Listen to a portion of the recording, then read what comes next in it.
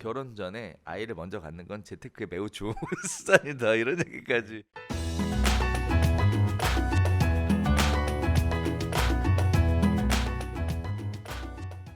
다섯 번째 이야기 한번 들어가 보도록 할게요. 자, 일단 분양가 상한제가 시행이 되면 분양가가 내려가고 거기에 따라서 당연히 청약 경쟁률 올라갈 거고. 자, 그럼 과연 누구를 위한 청약이냐, 누가 당첨될 것이냐, 뭐 사실 여러 번 얘기 나눴었던 부분이기도 한데요. 일단 그렇습니다. 청약에 대한 기대와 관심은 굉장히 높게 올라가고 있다. 문제는 청약 경쟁률과 누가 당첨될 것이냐라는 부분인데요. 자, 일단 우리가 뭐 이 부분은 얘기가 있으면 할 것 같고 없으면 못 할 것 같은데 지금까지 별별 수다 진행된 내용으로 봐서는 특별한 얘기는 없을 것 같아요. 왜냐? 우리 청약 잘 모르잖아. 그죠? 자, 근데 어쨌든 중요한 건 분양가 상한제라는 시기를 기회로 삼아서 무언가 준비하는 사람들은 있을 거 아니에요. 많아요. 그러니까. 일단 분양가 상한제를 호재로 받아들이면서 통장을 가다듬고 계신 분들도 음, 많이 있어요. 그렇죠. 네. 자, 근데 우리가 늘상 얘기했듯이 경쟁률이 매우 치열하기 때문에 사실상 당첨 확률이 매우 낮을 것이다. 지금 예상하고 있는 거는 강남 투기과열지구에서는 최소 70점이 넘어야 당첨 확률이 있다라는 얘기가 나올 정도인데 70점 어떤 제가 유튜브 방송을 보니까 그 분양가 상한제 당첨하는 방법에 대한 이야기를 하더라고요. 그래서 1. 결혼할 것. 2. 세대를 분리할 것. 그러면서 동시에 세대를 분리할 것. 그리고 빨리 1년에 한 명씩 아이를 낳을 것. 네. 그래서 3년에 3명을 낳을 것. 그리고 청약을 하려면 목돈이 있어야 되잖아요. 그래서 목돈을 저축할 것.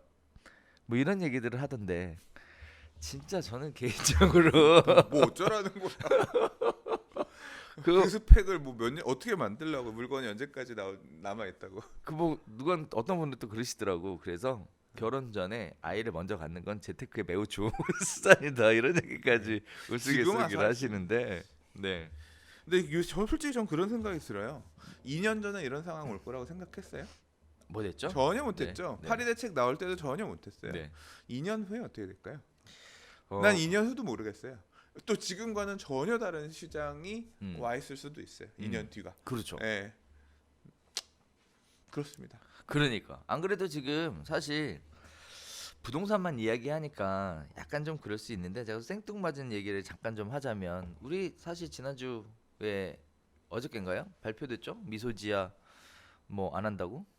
갑자기 얘기가 너무 번져가면 수습하기 힘드니까 조금만 얘기하자면 미소지아가 아니라 지소. 아 지소지야? 지소미야. 나 지소미야. 아이고 죄송합니다. 몰라 네. 나도 관심 없어. 뭐 갑자기 헷갈리게 해. 자 미소지요. 어쨌든 지금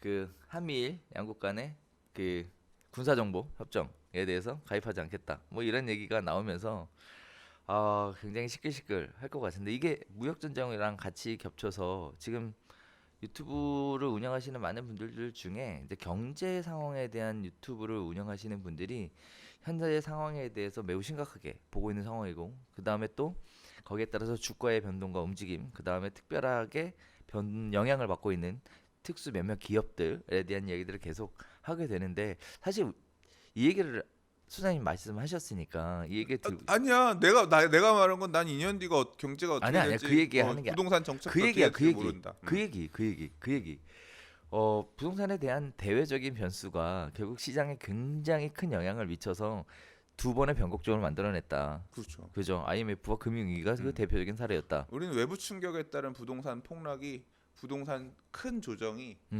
있었죠. 두 번이나. 그래서 사실 지금 경제 상황이 매우 불안해서요. 어떻게 보면 이렇게 부동산 시장만 보시고 쫓아가시기보다 한편으로는 경제에 대한 관심, 시장에 대한 동향에 대한 관심 이런 것도 좀 보시는 게 맞지 않을까 싶고 어떻게 보면 분양가 상한제에 의한 관망세로 매수자가 전환됐다라는 부분도 일부 있을 수 있겠지만 또 한편으로는 대한민국 경제 상황에 대한 불안정성 때문에 매수를 관망하시는 분들도 상당히 있을 것으로 매수 사실 심리 보여져요. 축소. 네네. 투자 심리 축소. 그렇게 보여주고 있습니다. 뭐 다들 아시겠지만 상황이 지금 이렇게 좋은 상황 아니잖아요. 네. 내 주머니에 돈이 없어. 그럼 사실 위기인 거야. 내 위기야 지금. 아 그래요? 네, 저 위기예요. 네. 대출도 안 나오고. 그러니까 말이에요. 아 저 얘기를 우리 언제까지 가게는 들어줘야 위기야 되는 지금. 거예요, 도대체? 네. 대출 좀 열어주세요. 왜 우리 소장님 능력이 있으셔갖고 다 살 방법을 만들어 내시더라고. 네. 그래도 뭐 알뜰하게 살뜰하게 뭐 이렇게 내시 이렇게 잘 싸워 오셨잖아요. 상황에 따라. 자 어쨌든 빚만 늘었어요. 자 어쨌든 분양가 상한제에 대한 영향뿐만 아니라 대한민국 경제에 대한 영향으로 부동산 시장에 또 다른 영향을 미칠 수 있는 요소가 굉장히 많으므로 청약을 준비하시는 분들 뭐 2, 3년 후를 내다보고 착실하게 준비하는 것도 필요합니다. 하지만 2, 3년 뒤가 어떻게 될지는 우리도 모른다라는 거 살짝 말씀을 드리면서 지금 준비해서 2, 3년 뒤에 청약가 좀 높인다는 건 말이 안 되고 지금 음. 받아가는 사람은 15년 기다리셨던 분들이 음. 지금 와서 내 울분을 다 음. 하겠다 이제 그런 거죠.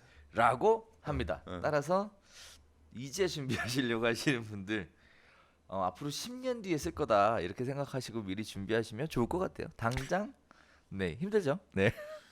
이제 준비하시는 분들은 뭐 신혼부부 특공이나 아니면 네. 뭐 다자녀 뭐 네. 이런 특별공급 뭐 네. 이런 물량들 또는 추첨 뭐 추첨 있는 데는 추첨 많이 보고 계시고 그렇죠. 이제 아예 네. 뭐 그런 부분 힘든 부분들 같은 경우는 서울 안에서는 사실 물량도 빤하고 몇 개 없으니까 음. 서울을 기다리신 분들은 그런 진짜 확실히 높은 가점 이런 분들이 지금 보고 계신 거고 이제 수도권 사실 오늘 얘기한 내용 중에 GTX B가 빠졌는데 그런 어떤 후재 있는 지역들의 재개발 정비 사업 분양 물량들 이런 쪽도 보고 움직이고 계신 것 같고 하더라고요.